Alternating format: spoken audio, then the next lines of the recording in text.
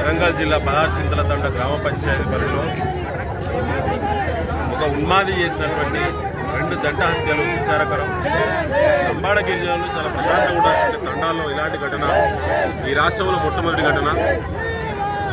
చదువుకున్న అమ్మాయిలకు రక్షణ లేదు, వాళ్ళ కుటుంబాలకు తల్లిదండ్రులకు రక్షణ లేదు.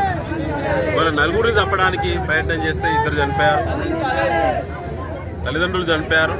వారి కూతురు వారి కుమారుడు ఇంజురీస్ తోటి హాస్పిటల్ అడ్మిట్ కావడం చాలా బాధాకరం.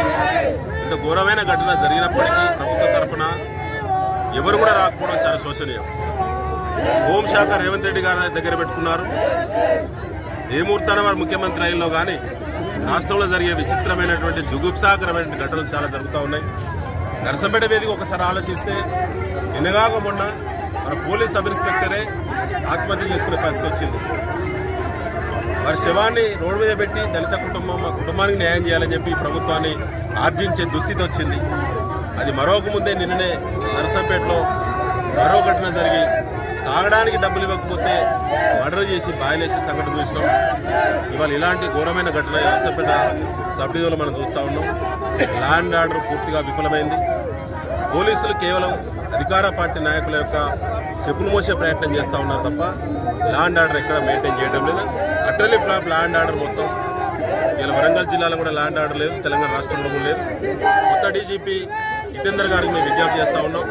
ముఖ్యమంత్రి గారి పాలన, మంత్రుల యొక్క పనితీరు, స్థానిక ఎమ్మెల్యే కనీసం ముఖం కూడా చూడకపోవడం, మన సొంత మండలంలో లంబాడ గిరిజనులు ఈ స్థాయిలో వారి కుటుంబాల చిత్రం అయితే కూడా కనీసం స్పందించకపోవడం అనేది తీవ్రంగా మేము ఖండిస్తూ కొత్త డీజీపీ గారు వెంటనే బాధ్యుడైనటువంటి నిందితుడైనటువంటి మరి ఆ నిందితుడిని తీవ్రమైనటువంటి శిక్ష పడేటువంటి విధంగా అన్ని చట్టాలను మన పైన పెట్టాలి. ఆ కుటుంబానికి న్యాయం చేయాలి. మిగిలిపోయినటువంటి 2 విద్యార్థులు ఇలా చనిపోయిన కుటుంబం యొక్క బిడ్డ కానీ కొడుకు కానీ మిగిలిపోయారు. వారు కూడా ఇంజరీస్ ఉన్నాయి. ఇలా నిందితుడు బెయిల్పై బయటికి రావగానే ఆ 2 కూడా రక్షణ ఉండదు, వాళ్ళని కూడా చంపేస్తున్నటువంటి భయంతో ఇలా తండావాసులు గిరిజన బిడ్డలందరూ ఆందోళన చేస్తూ ఉన్నారు. ఆ 2 కూడా ప్రభుత్వ ఉద్యోగాలు ఇవ్వాలి. దాంతోపాటు కుటుంబానికి ఎక్స్గ్రేషియా 50 లక్షలు ఇవ్వాలి.